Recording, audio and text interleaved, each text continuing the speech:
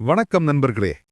இந்த உலகத்தில் வெற்றி என்பது கிராம் கணக்கிலோ கிலோ கணக்கிலோ அல்லது நம்ம கையில் இருக்கிற சொத்துக்களாலோ கணக்கிடப்படுவதில்லை. ஒரு வெற்றி கணக்கிடப்படுவது என்பது ஒரே ஒரு விஷயத்தால்தான்.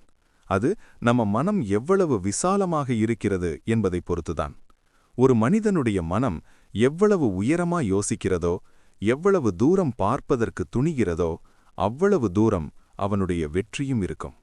நம்ம வாழ்க்கையில் பிரச்சனைகள் இல்லாத மனிதனே இல்ல. ஆனா அந்த பிரச்சனையை நாம் எப்படி சொல்கிறோம், எப்படி நினைக்கிறோம், எப்படி வார்த்தைகளால் வடிவமைக்கிறோம், அதில்தான் நம்ம வாழ்க்கையின் திசையே மாறுகிறது. ஒரு உதாரணத்துக்கு, ஒரு பிரச்சனை நம்மை சூழ்ந்திருக்கிறதுன்னு சொன்னா என்ன ஆகும்? உடனே மனசுக்குள்ள ஒரு இருண்ட பிம்பம் உருவாகும், முகம் சோர்வாகும், மனம் சுருங்கும்.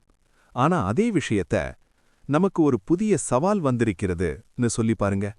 அதே பிரச்சனைதான், ஆனா மனசுக்குள்ள உருவாகிற பிம்பம் வேறாக இருக்கும். இது நமக்கு கிடைத்த ஒரு விளையாட்டு, ஒரு சவால், ஒரு வெற்றி வாய்ப்பு அப்படின்னு நினைச்சு பாருங்க. மனம் உற்சாகமடையும், அதற்காக உடல் தயாராகும், சிந்தனை வேகம் எடுக்கும். இப்ப இன்னொரு உதாரணம். நாம எதிர்காலத்துக்கு ஏதாவது செய்யும்போது, இதனால் நமக்கு பெருத்த செலவு ஏற்பட்டதுன்னு சொன்னா, பணத்தை இழந்துட்டோம் அப்படின்னு நினைச்சு வருத்தமும் பயமும் வரும்.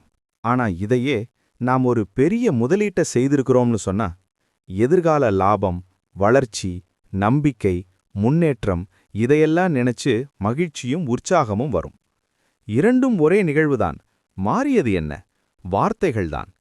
நம்ம மனம் வார்த்தைகளை கேட்டு அதற்கேற்ற பிம்பங்களை உருவாக்கும்.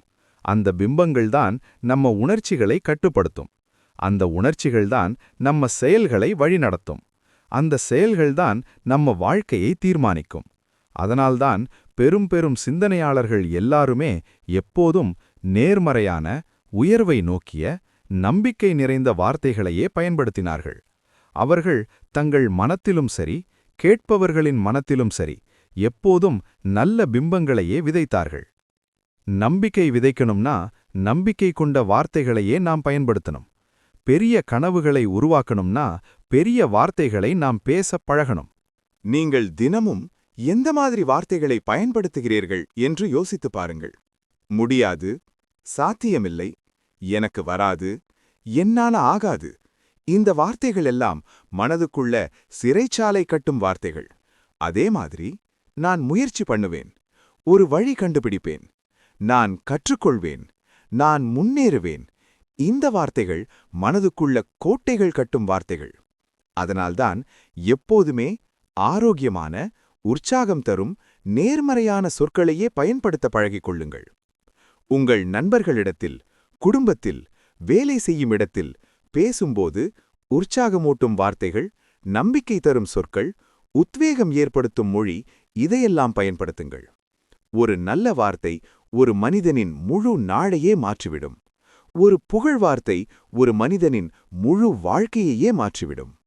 உங்களை சுற்றி இருக்கும் ஒவ்வொரு மனிதனும், யாராவது என்னை பாராட்ட மாட்டாங்களா, யாராவது என்னை மதிக்க மாட்டாங்களான்னு மனசுக்குள்ள ஏங்கிதான் நிற்கிறார்கள். அதனால்தான் சாத்தியமான ஒவ்வொரு சந்தர்ப்பத்திலும் பிறரை புகழுங்கள், அவர்களின் முயற்சியை மதியுங்கள், அவர்களின் வளர்ச்சியை ஒப்புக்கொள்ளுங்கள். நீங்கள் கொடுக்கிற ஒரு நல்ல வார்த்தை நாளை உங்களுக்கு 1000 ஆதரவுகளாக திரும்பி வரும். ஒரு விஷயத்தை சொல்ல ஆரம்பிக்கும்போதே நேர்மறையாக ஆரம்பியுங்கள். எப்படின்னு கேக்குறீங்களா? இப்ப உங்கள் எல்லோருக்கும் ஒரு நல்ல செய்தி கொண்டு வந்திருக்கேன். நமக்கு ஒரு அருமையான சந்தர்ப்பம் இப்ப கிடைச்சிருக்கு. நம்ம எல்லாருக்கும் இது ஒரு பெரிய முன்னேற்றம்.